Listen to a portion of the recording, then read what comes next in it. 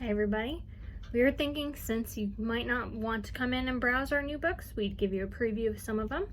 So what I'm going to be doing is reading the first chapter of some different middle grade and YA books. And then if you're interested, you can always put a hold on them. I'll put a link to the book in our catalog so you can go ahead and do that on your own. Or you can always give us a call and do it that way too. So the first book I'm going to do is called Out of This World by Chris Wooding. So we're gonna read the first chapter only. Anyone home? Jack peered through the open door, down the unfamiliar hallway of his house. There were no paintings, no mirrors, no furniture there, only neat white walls. Mom? Dad? The silence made him nervous. They were always waiting when he got home from school, and their cars were still in the driveway. He shouldered his backpack and stepped inside, leaving the summer heat behind. The chill of the air conditioning raised goosebumps on his bare arms. Hello? No reply. He poked his head through a doorway into a crisply organized study where Dad did whatever he did when he was working from home. Something to do with finance or business or stocks or shares. He tried to explain it once, but Jack had glazed over. He wasn't there now. Jack retreated and looked through another door, expecting to find the living room. He found a dining room instead, with a long rectangular table and brand new chairs. For a few moments he thought the house had somehow rearranged itself while he was out, but then he remembered. It was their last house that had the living room opposite the study. Or maybe it was the one before that. These rentals all looked the same, especially since his parents never decorated, and they moved around a lot. He crept up the hallway, listening. Maybe they were out back in the yard. Maybe they were taking a nap. Maybe they had headphones on, listening to music. None of that seemed likely. They both had uncannily good hearing. They never napped, and as far as he knew, they never listened to music either. There was a muffled noise from the kitchen at the end of the hall, where the door stood open. Mom? He said quietly. Now ice was creeping up his spine. That wasn't the sound of his mom cooking in the kitchen. It was the sound of someone trying not to be heard. Jack's heart began to thump in his chest. His eyes were fixed on the doorway. Through it, he could see the kitchen counter and the windows beyond that looked out into the backyard. He should go into the kitchen, find out what that sound was. He should see if his parents were okay. He should be brave. Instead, he turned on his heel and ran for the front door. He didn't make it. From the dining room doorway, a figure lunged out, holding a small canister in one hand. There was a sharp hiss, and Jack felt a wet mist hit his face. Pepper spray. He gasped and gagged, eyes stinging, his mouth and throat on fire. Somehow he managed to get his backpack off his shoulder and swing it wildly at his attacker, though he could hardly see them through the tears. His legs were kicked from under him, and he crashed to the floor hard. Terrified, he tried to scramble away, but he was seized and pushed face down. In seconds, his wrists were tied behind his back, and he was helpless. He stopped struggling and lay still. His face felt like it had been stung by 100 bees at once, and his throat burned like he'd downed a jar of mustard. His attacker rolled him over onto his back and stood over him. Through squinting eyes, Jack made out a tall, lean man in a black tracksuit and sneakers.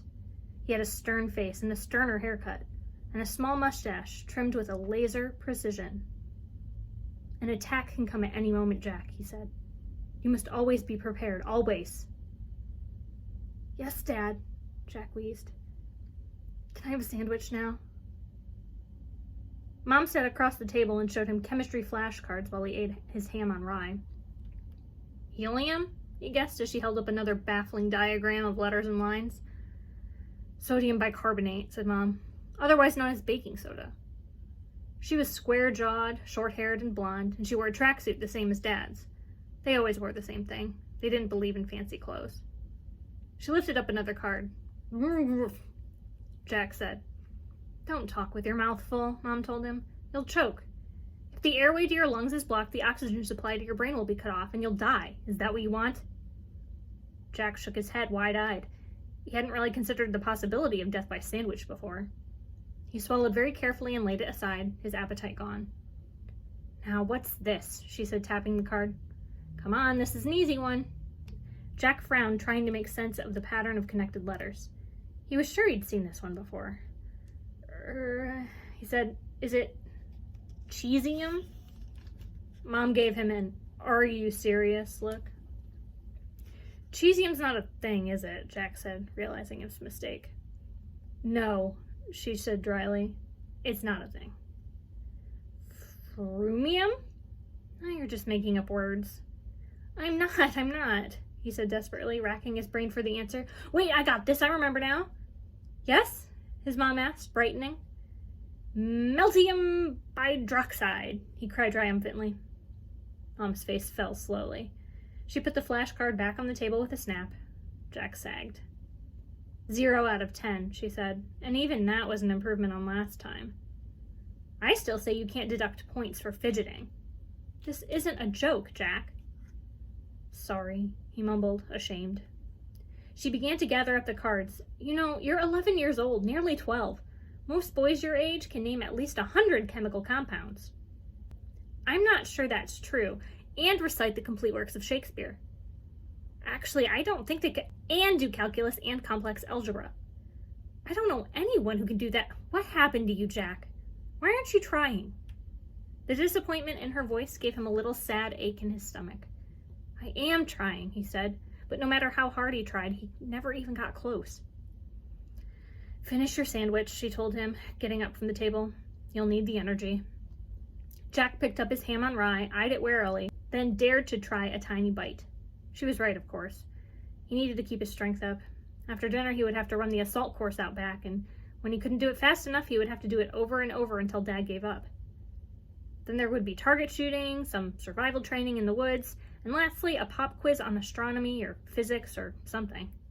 He would do badly at all of them. When they were over, he would collapse into his bed, tired, bruised, and feeling like a failure. He would sleep and wake, and it would be a whole new day, same as the day before. In the brief time between lying down and falling asleep, he would sometimes imagine another life with other parents who didn't act like drill instructors. A life where they did fun things together, like going out for burgers or watching TV or playing board games. A life where they didn't move every year to a different city. A life where he had a family and a place he belonged. But he didn't have that. He had this. So he finished his sandwich and headed out to the yard, where Dad was already waiting by the assault course, checking his watch and tapping his foot. Okay, so again, that is Out of This World by Chris Whitting. If you're interested, go ahead and click the link to put it on hold.